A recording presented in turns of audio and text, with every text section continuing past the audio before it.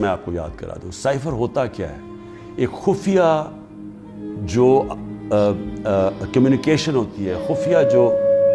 پیغام بھیجا جاتا ہے پاکستان کے ایمبیسڈرز جو فورن آفس کو پیغام بھیجتے ہیں, وہ ایک خفیہ کوڈ کے مطابق بھیجتے ہیں, اس کو سائفر کہتے ہیں. تو وہ جو سائفر ہوتا ہے یہ بڑا ضروری ہے آپ نے سمجھنا, وہ واقعی اس کو سیکرٹ رکھنا, اس کو خفیہ رکھنا بہت ضروری ہے. کیونکہ ایک دفعہ وہ کوڈ دنیا کو پتہ چل جائے تو سارے جتنے بھی آپ کے ایمبیسڈرز خفیہ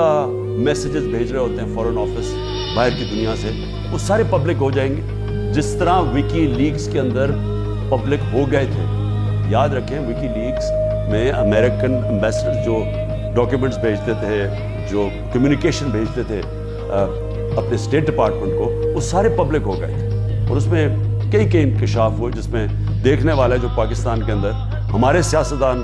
وہ کیا باتیں کر رہے تھے ایمبیسڈر سے, وہ بھی دیکھنے والے ہیں کہ کتنے دوگلے تھے. اور انہوں نے, میں یہ اللہ کا شکر ہے میں یہ کہتا ہوں, انہوں نے کہا کہ ایک آدمی ہے جو ہمارے سے بات کرتا ہے وہ پبلک سے کرتا ہے, باقی انہوں نے کہا باقی جتنے پولیٹیشین ہیں وہ ہمیں کچھ کہتے ہیں, پبلک میں جا کے کچھ کہتے ہیں باہر.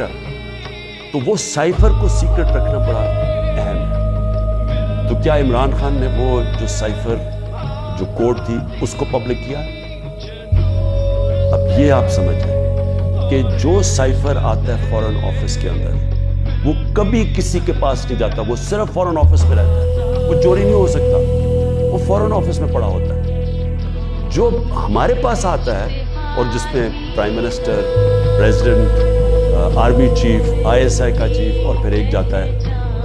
اس کا جو جاتا ہے کیبنٹ سیکرٹری کے پاس, یہ یاد رکھیں کہ یہ وہ سائفر نہیں جاتا. یہ سائفر کا جو مفہوم ہوتا ہے وہ اپنے لفظوں میں لکھ کے ہمارے پاس پہنچتا ہے. تو سائفر فورن آفس میں رہتا ہے, وہ کبھی وہ نہ چوری ہوا ہے, نہ وہ اور کوئی دیکھ سکتا ہے, نہ پرائم منسٹر, ہم کوئی نہیں دیکھ سکتے, کیونکہ یہ سائبر سیکیورٹی کا قانون ہے جو کہ کیبنٹ ڈویژن بتاتی ہے ان کو فورن آفس میں. تو پہلے تو یہ سائٹ پہ کرتے ہیں کہ سائفر کا جو کوڈ تھا وہ کبھی بھی پبلک نہیں ہوا, کسی نے نہیں وہ دیکھا, بشمول پرائم منسٹر, ہم نے کسی نے نہیں دیکھا. ہمارے پاس وہ آیا کہ وہ سائفر کے اندر ایمبیسڈر اسد مجید اور ڈونلڈ لو نے کیا بات چیت کی, وہ ہمارے پاس آیا. اب سب کے لیے وہ میں نے بڑے احتیاط سے اس کو جب میرے سامنے آیا تو بڑے ہم نے احتیاط کی. کیا کیا ہم نے, سب سے پہلے اس کو فیصلہ کیا آپس میں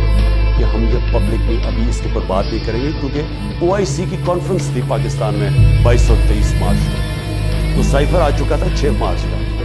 ہم نے اس کانفرنس کی وجہ سے ہم چپ کر کے بیٹھے, کیونکہ باہر سے منسٹر آ رہے ہیں اور شور میں جاتا ہے اس کا, تو ہم نے کہا ملک کو نقصان پہنچے.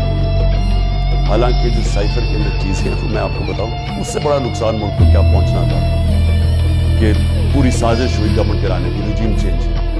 27 تاریخ کو میں نے جلسے میں جو ایک کاپی لہرائی وہ سائفر نہیں تھا, جو سائفر کے اندر پیغام تھا, تو وہ میں نے بتایا. اور میں نے تب بھی محتاط رہا, میں نے یہ نہیں بتایا کہ میں نے کہا یہ بڑا سینسٹیو ہے, میں نے لکھ کے بتایا کہ میں صرف کوئی غلط بات نہ کہہ دوں, کیونکہ انٹرنیشنل ریلیشنز ہماری دوسرے ملکوں کے ساتھ تعلقات ہیں وہ نہ خراب ہو جائے. اس کے بعد میں نے کیبنٹ میں رکھا, کیبنٹ کے سارے ممبرز کو بتایا گیا کہ یہ سائفر ہے, اور یہ سمجھ رہے کہ یہ کتنی بڑی اس ملک سے, میں سمجھتا ہوں کہ یہ کتنی بڑی ملک کی توہین ہوئی کہ ایک باہر کا ایک آفیشل وہ پاکستان کے ایمبیسڈر کو کہہ رہا ہے کہ اپنے پرائم منسٹر کو اگر تم نے نہ ہٹایا, ووٹ آف نو کانفیڈنس, جو پھر سے میں یاد کرا دوں کہ ابھی آئی نہیں تھی, تو پاکستان کے لیے مشکلات ہوں, اور اگر اس کو ہٹا دیا تو سب کچھ معاف ہو جائے گا. یہ تھا سائفر. اور جو ایمبیسڈر تھے, پھر سے میں آپ کو بتا دوں, اسد مجید, انہوں نے لکھا اس میں کہ میرے خیال میں تمہیں اس کے امریکہ کے خلاف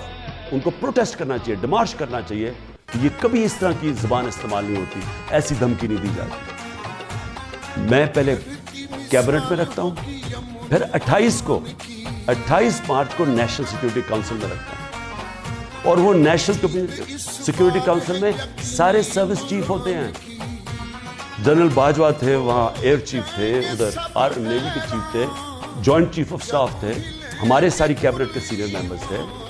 फॉरेन ऑफिस के सेक्रेटरी बैठे हुए थे। और उसमें क्या फैसला होता है कि हमें जिस तरह एम्बेसडर असद मजीद ने रिकमेंड किया, हमें डिमार्श करना चाहिए,